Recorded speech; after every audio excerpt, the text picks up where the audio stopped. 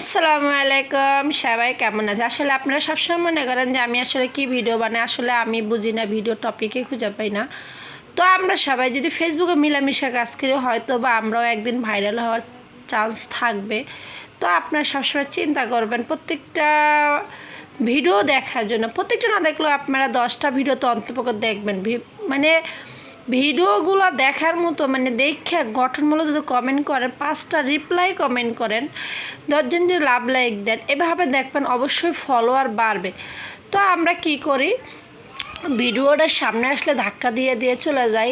এই ধাক্কির অবস্থায় আসি কেন বুঝি না, সবাই ধাক্কা দেয়। একমাত্র 15 সেকেন্ডের ভিডিও দেখার ধৈর্য তোমার নাই, তুমি কেমনে ভাইরাল হবে এখানে বলো ভাই বোনেরা। তো আমি একটা কথা বলবো, রান্না করতেছি কিন্তু একটা জিনিস দেখলাম সোশ্যাল মিডিয়াত, একটা ফুল আলি রাতারাতি ভাইরাল হয়ে গেল। আর আমরা 3 বছর ধরে রান্না করি কিন্তু মাগার ভাইরাল হইতে পারলাম না। তো আজকে রান্না দেখেন কি, বেগুন ভাজি করব। শীতের সময় রান্না বান্না করতে খুব সমস্যা, তারপর বাসায় থাকে না গ্যাস, খুব কষ্টে এসেছি। তো এবার রান্না করতে করতে মানে আপনার সাথে কিছু কথা শিখে, যখন আমি ছোটো ছিলাম তখন আমার মাই বলতো, আজকে তুমি ছোট আছো তো তাই বুঝো না, যে বুঝবা যেদিন পরের ঘরে যাবা সেদিন বুঝবা যে পরের বাড়ির কত কষ্ট।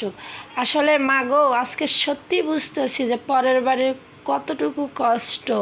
পরের বাড়ির ভাত আসলে খুব দামি মা, না হলে তোমার ছোটোবেলার সেই কথাগুলো আমার খুব মনে পড়ে। তো গল্প মানে এই কী গল্প বলবো, এ ফাঁকে আমার রান্নাবাড়া শেষ হয়ে যাচ্ছে। তো আমাদের শিশুদের আমরা অবশ্যই একটা শিক্ষা দিব। শিক্ষাটা কি জানেন, যাতে অন্যের বাসায় গেলে মানুষের ঘরে লাফালাফি ঝাপাঝাপি, এইটা ধরে ওইটা ধরে, বিভিন্ন বাচ্চারা এরকম করে, আমি জানি প্রত্যেকটা বাচ্চাই দেখেন দুষ্টমি ফাজলামি খুব করে। তো এই জিনিসগুলো আমরা মা হয়ে যদি না শিখে কে শিখাবে বলেন, মাথায় তো শিখে জিনিসগুলা।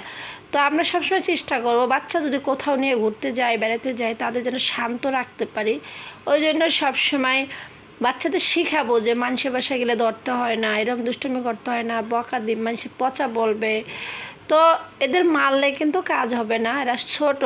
তো আমরা সবসময় চিন্তা করবো ওরা বুদ্ধি দিয়ে যাতে আমরা একটু ওদের দমাইতে পারি।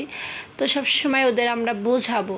তো বোঝানোর কথা এইটাই যে তোমরা কিছু ধরো না, দুষ্টুমি করো, আমার সাথে ভাঙলে আম্মুরে বকা দিবে। তো কোনো বাচ্চায় চায় না তার আম্মুকে অন্য কেউ বকা দিক।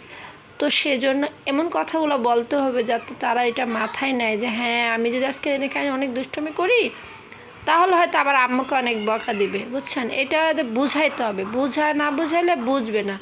আমরা যদি উড়াধুরা মার দেই, মানে বকা দেই, এতে কোনো কাজ হবে না। তো অনেক আপুরাই বলে, কেন আপনি কি মানুষের বাসায় যাওয়া পছন্দ করেন না? আমি মানুষের যাওয়া বাসা পছন্দ করি না তেমন না।